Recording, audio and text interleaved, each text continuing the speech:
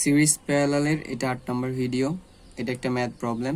এখানে বলছে if V out by VS equal 0.05 R EQ equal 40 kilo ohm.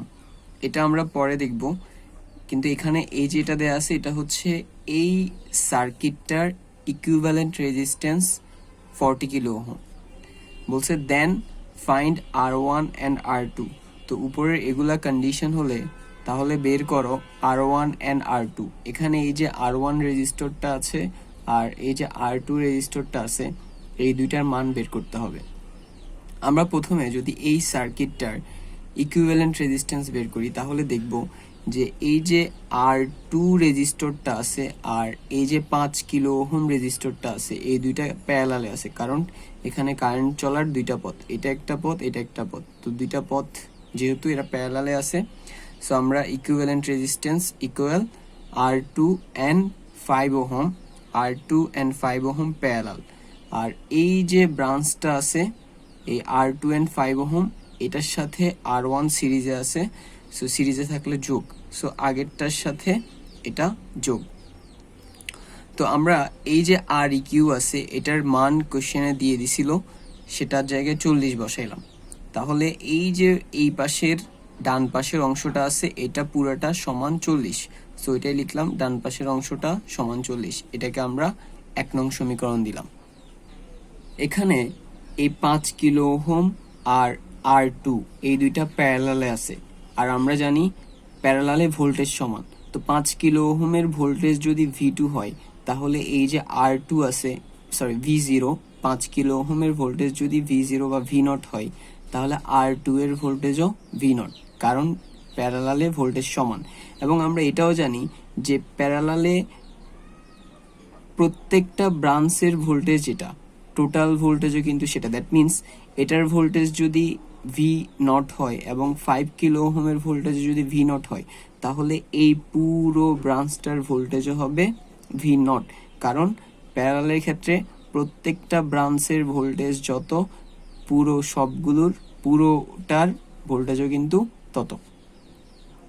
এখানে এই R1 রেজিস্টরের সাথে এই সার্কেল করা পুরো অংশটা কিন্তু সিরিজে আছে, আর যে সাপ্লাই দেয়া হচ্ছে VS সেটা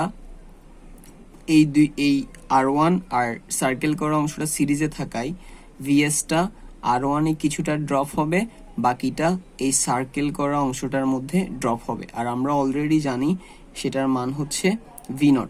তো আমরা যদি তাহলে এটা একটা সিরিজ পথ, R1 এর সাথে সার্কেল করা অংশটা একটা সিরিজ পথ, আর আমরা জানি সিরিজে ভোল্টেজ ডিভাইডার হয়।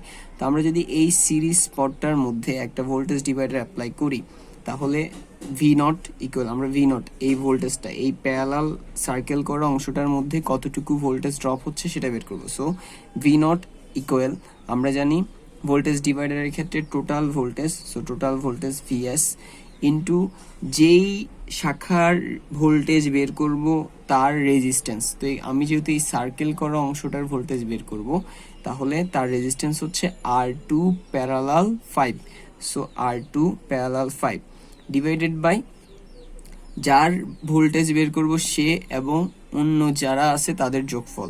তো যার ভোল্টেজ বের করব সে হচ্ছে R1 প্যারালাল R2 প্যারালাল 5, তার সাথে আরেকজন যে আছে R1 তার যোগ। তো এবার এই যে এখানে আর VS যে আছে সেটাকে যদি আমি সমান চিহ্নের এই পাশে নিয়ে আসি তাহলে সেটা V0 এর নিচে চলে যাবে, এই যে V0 এর নিচে চলে আসছে। আর নিচের এই যে অংশটা আছে এই অংশটা, এটার মান এই যে আমরা উপরে 1 নং দিয়ে রাখছিলাম সেটার মান হচ্ছে 40, সো ওটার জায়গায় 40 বসালাম। আর উপরের এই জিনিসটা এটার মতোই আছে। Okay fine. এবার এই যে V0 বাই VS যেটা আছে সেটার মান আমরা উপরে দেখছিলাম 0.05, সো V0 বাই VS এর জায়গায় 0.05 এরপরে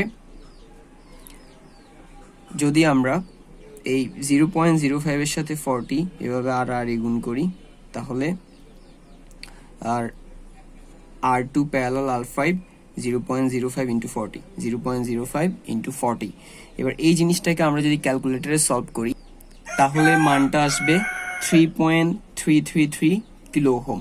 দ্যাট মিনস এই যে R2 রেজিস্টর আছে সেটার মান আমরা পেয়ে গেছি। সো একটা আমাদের মান চলে আসছে,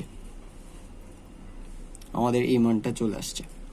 তারপরে এই R2 মানটাকে আমরা এই যে 1 নং সমীকরণ আছে সেটাতে সাবস্টিটিউট করব, মানে ওটাতে প্রতিস্থাপন করব। সো আমি 1 নং সমীকরণটা লিখলাম, তারপর সেখানে R2 এর জায়গায় R2 এর যে মানটা আছে সেটা বসালাম। So 3.33 parallel 5 plus R1 equal 40।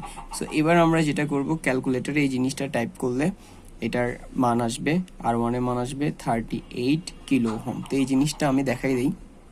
এই ইকুয়েশনটা ক্যালকুলেটরে সলভ করতে হলে ক্যালকুলেটরকে কম্পাউন্ড মোডে থাকতে হবে। আমার ক্যালকুলেটরটা এখন কমপ্লেক্স মোডে আছে, আমাকে কম্পাউন্ড মোডে নিয়ে যেতে হবে। তার জন্য প্রথমে মোড দিব, মোডে গিয়ে দেখবো যে এই যে কম্পাউন্ড মোড 1 নম্বরে। সো আমি 1 প্রেস করলাম, 1 প্রেস করলে এটা এখন কম্পাউন্ড মোডে চলে গেছে। এখানে কমপ্লেক্স লেখা নাই, এর মানে হচ্ছে এটা এখন কম্পাউন্ড মোডে। তো প্রথমে আছে ফার্স্ট ব্রেকেট, আমি ফার্স্ট ব্রেকেট দিব, এরপর আছে 3.333। সো 3.333, আর যেহেতু এটা 5 এর সাথে প্যারালালে আছে, সো আমরা জানি প্যারালালের জন্য ইনভার্স 1, আর প্যারালাল চিহ্নের জন্য দিতে হয় প্লাস। তারপরে আছে প্লাস, প্যারালাল চিহ্নের জন্য দিলাম প্লাস। তারপরে 5 যেহেতু 3.33 এর সাথে প্যারালালে আছে, সো তার উপরে ইনভার্স 1 ব্রেকেট ক্লোজ। আর এই পুরা জিনিসটা যেহেতু প্যারালাল হিসাব, তাহলে পুরোটার উপরে আবার ইনভার্স 1, এরপরে প্লাস R1। আমি যেহেতু R1 বের করবো, সো R1 কে আমি x ধরলাম। সো x এর প্রথমে আলফা, এই যে এখানে এই জায়গায় আছে x, আলফা প্রেস দেওয়ার পরে সো এটা দিলাম, x চলে আসছে।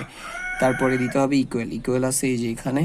সো আমাকে এটার জন্য আলফা দিয়ে এটা দিলে চলে আসবে ইকুয়াল। তারপরে আছে 40, সো এরপরে দিলাম 40।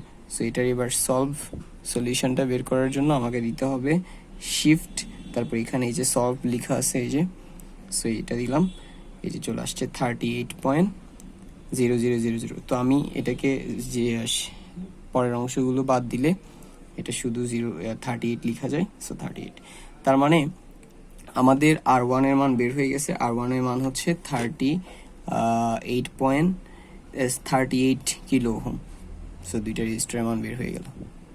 That's all for today.